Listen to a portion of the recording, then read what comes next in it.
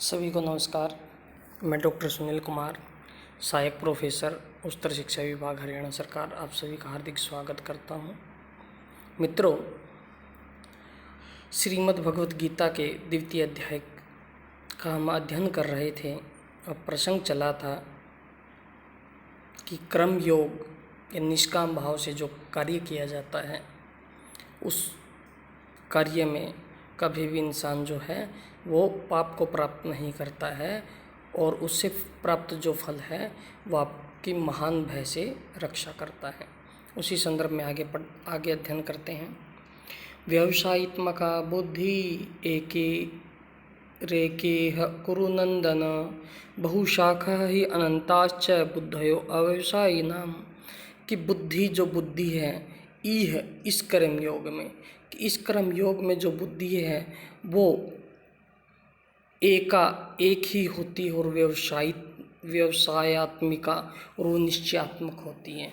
कि जब आप कर्म करते हैं, जब आप निष्काम भाव से कर्म करते हैं, जो हमारा कर्मयोग है, गीता में वर्णित जो कर्मयोग है, उसके अंदर जो बुद्धि होती है वो निश्चय प्रदान करने वाली होती है, निश्चयात्मिका होती है। उस बुद्धि से युक्त जो व्यक्ति होता है कभी विचलित नहीं होता है। और कह रहा अव्यवसायी नाम, जिनकी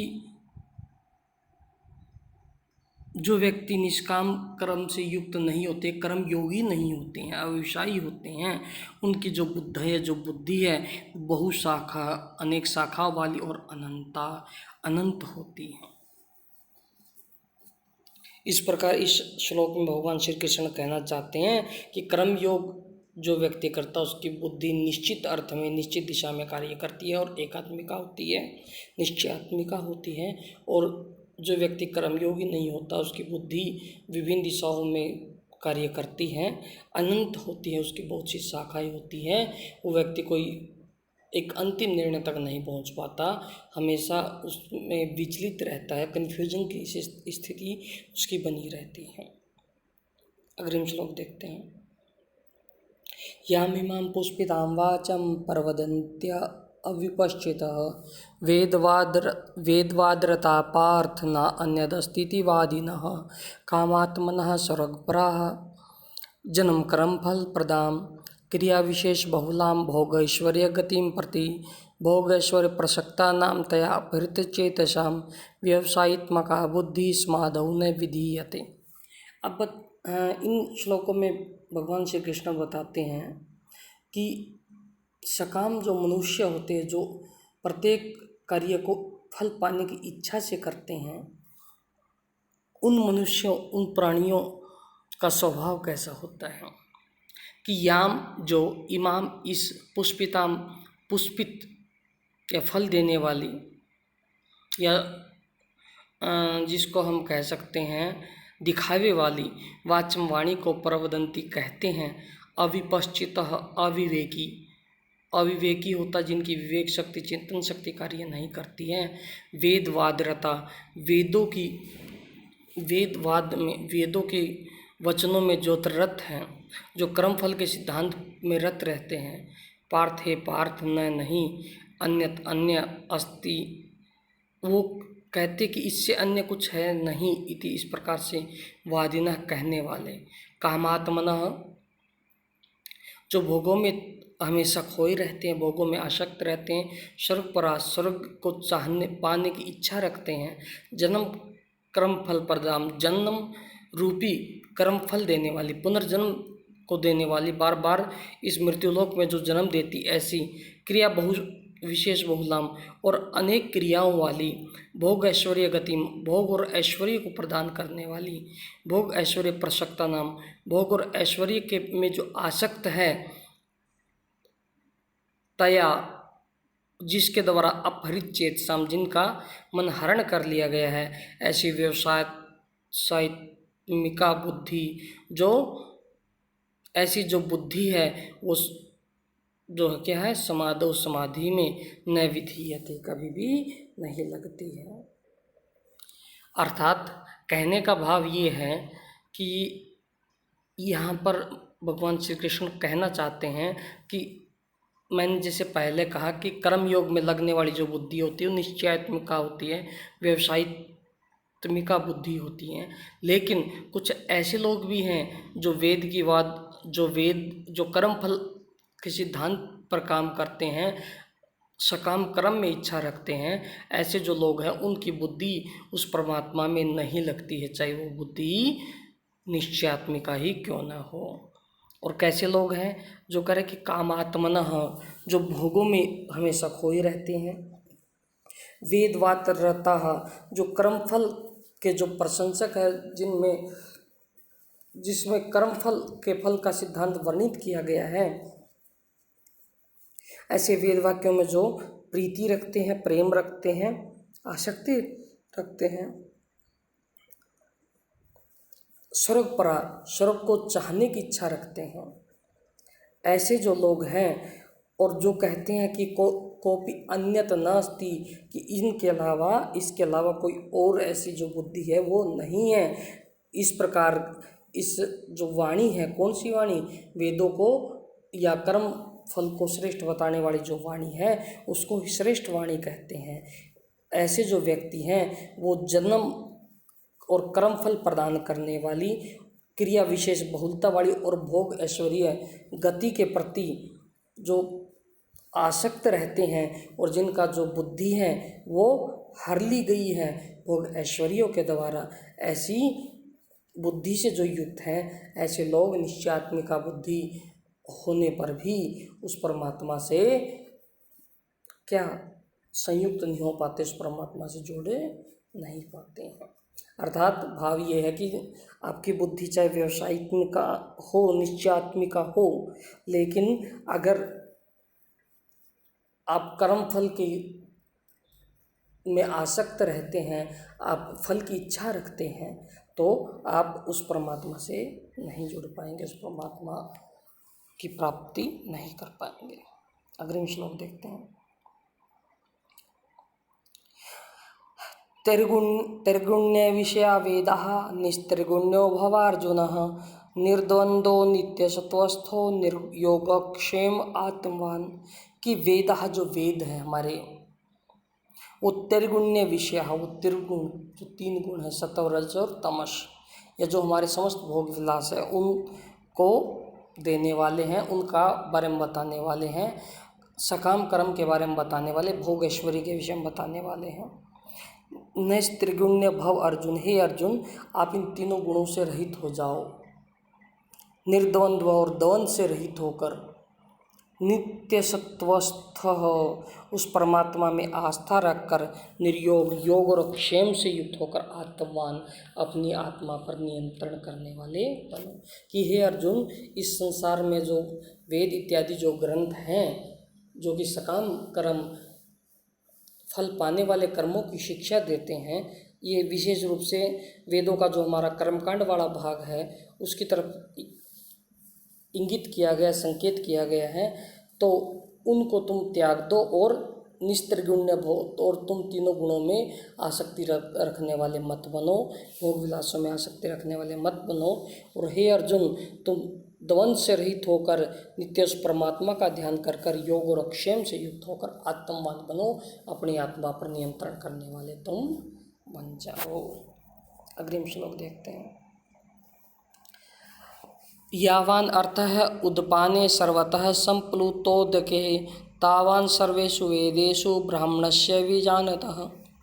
कि यावान जितना, अर्थः प्रयोजन, लाभ, उद्पाने छोटे जलाशय में रहने वाले जो मनुष्य है उसका, सर्वतः चारों ओर, संप्लुतोदके चारों ओर से परिपूर्ण भरे हुए जलाशय के मिल जाने पर होता है, तावन उतना ही, सर्वेषु वेदेषु सभी वेदेषु सभी वेदों में या समस्त वेदों के विषय में, विजानतः उस ब्रह्म तत्व को जानने वाले, उस परमेश्वर को जानने वाले, ब्राह्मणस्य ब्राह्मण का या व्यक्ति का या विद्वान व्यक्ति का प्रयोजन रहता है। अर्थात जिस प्रकार कोई व्यक्ति है जिसके पास एक छोटा सा तालाब है जिससे उसका प्रयोजन सफल होता है, और अगर उस व्यक्ति को एक जल से भरा हुआ बड़ा सा तालाब मिल जाए तो उस व्यक्ति को छोटे से तालाब से कितना काम पड़ेगा, कभी काम ही नहीं पड़ेगा। उसी प्रकार जो वी जानता है, जो से बार परमपिता परमेश्वर को जान लेता है, जो निष्काम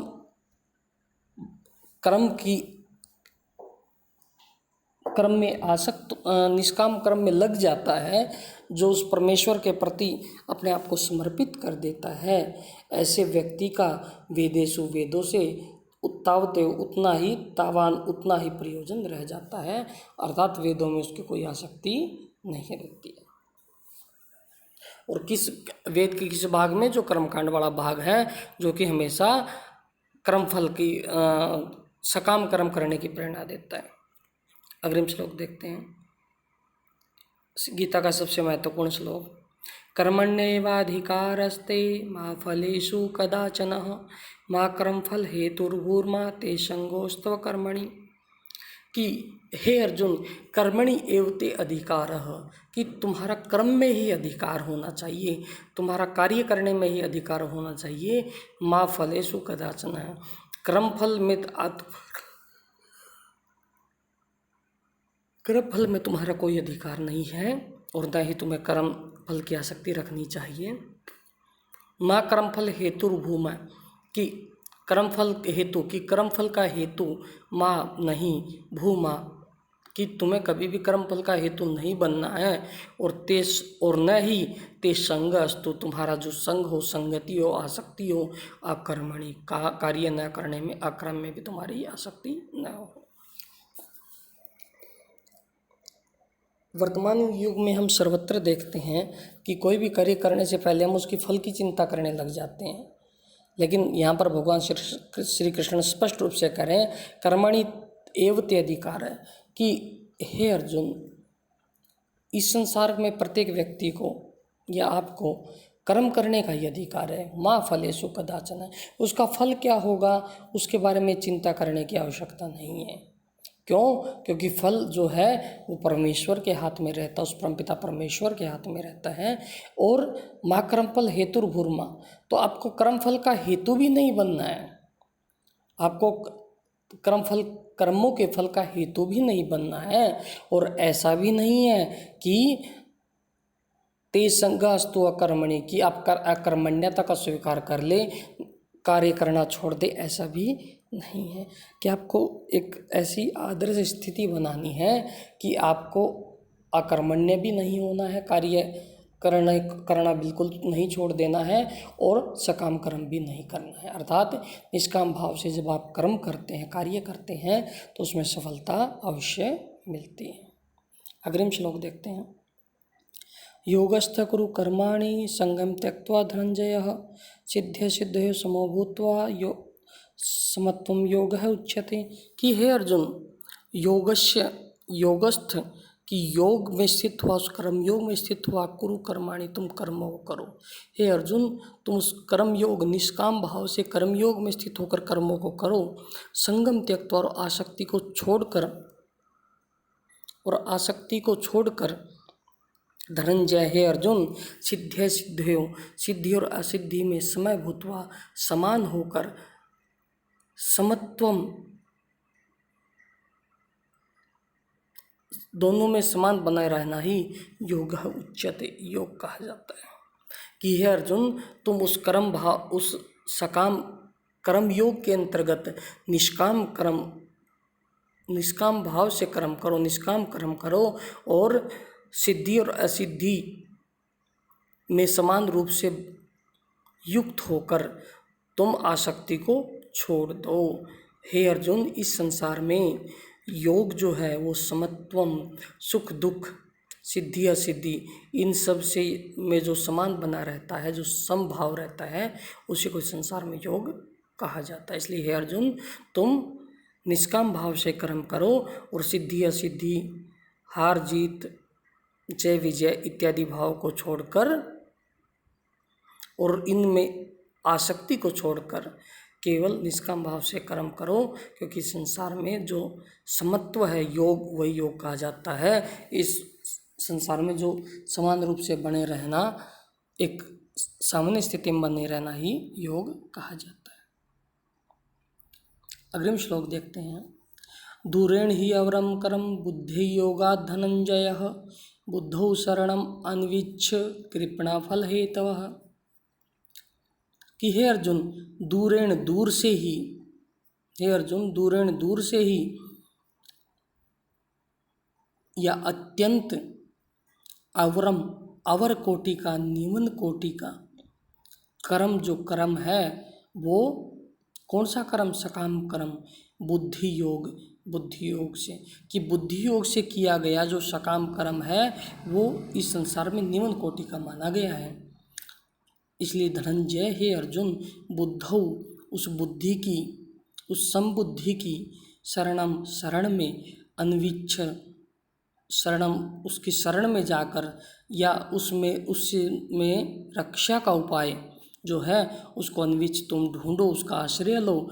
क्योंकि कृपणाः फल हेतवः, क्योंकि फल का जो हेतु बनते हैं, जो फलों में आसक्ति रहते हैं, वो कृपण होते हैं, अत्यंत दीन होते हैं। कि हे अर्जुन, कि बुद्धि के योग से किया गया, बुद्धि योग से किया गया जो सकाम कर्म है वो अत्यंत निम्न कोटि का संसार में माना गया है। इसलिए हे अर्जुन, तुम अपनी बुद्धि में समत्व को धारण करो, सुख दुख में जो समान बना रहे ऐसी समबुद्धि तुम धारण करो, और उसकी शरण में जाकर उस उपाय को ढूंढो जिससे निष्काम कर्म किया जा सके। क्योंकि हे अर्जुन, जो फल के हेतु बनते हैं वो तो इस संसार में निम्न कोटि के या दीन ही माने जाते हैं। बुद्धि युक्तो जहाति इह उभे सुकृत दुष्कृते तस्माद् योगाय युज्यस्व योगः कर्मसु कौशलम।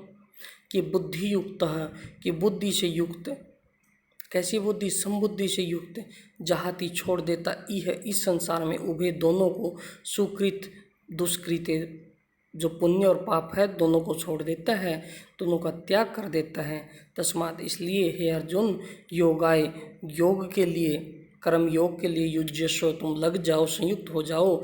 क्योंकि योग जो है कर्मसु कर्मों में, निष्काम कर्मों में कुशलता समरूप से उसको संपादित करना ही योग है।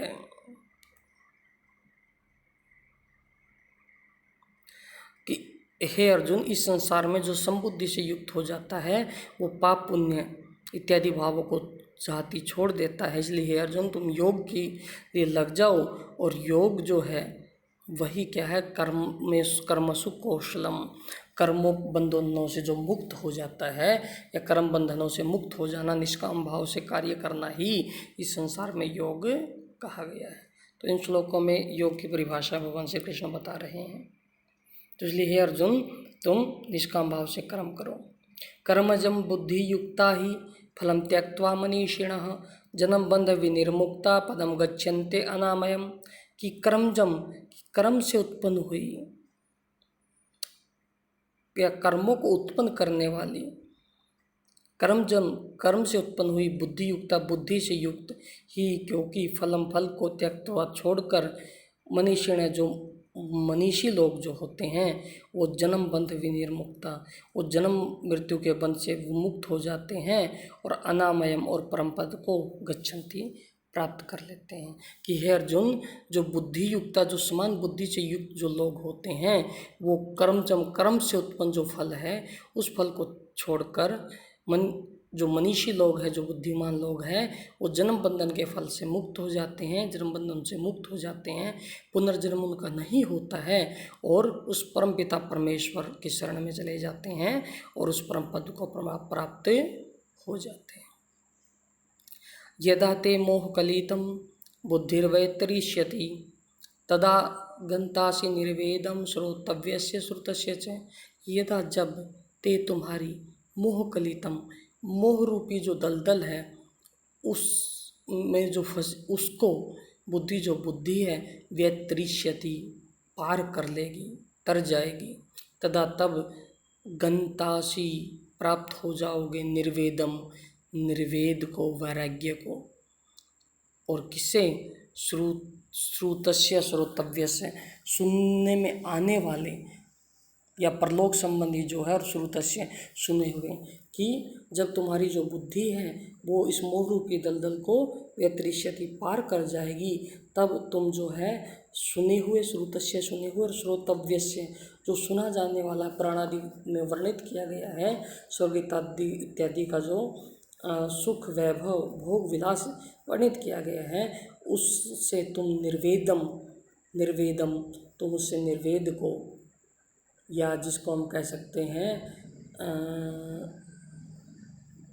वैराग्य को, तुम जो है गंतासी प्राप्त हो जाओगे। इसलिए हे अर्जुन, तुम समत्व बुद्धि को धारण करो, समबुद्धि को धारण करो। तो आज की इस वीडियो में बस इतना ही। आप सभी का धन्यवाद। जय तु संस्कृतम, जय तु भारतम।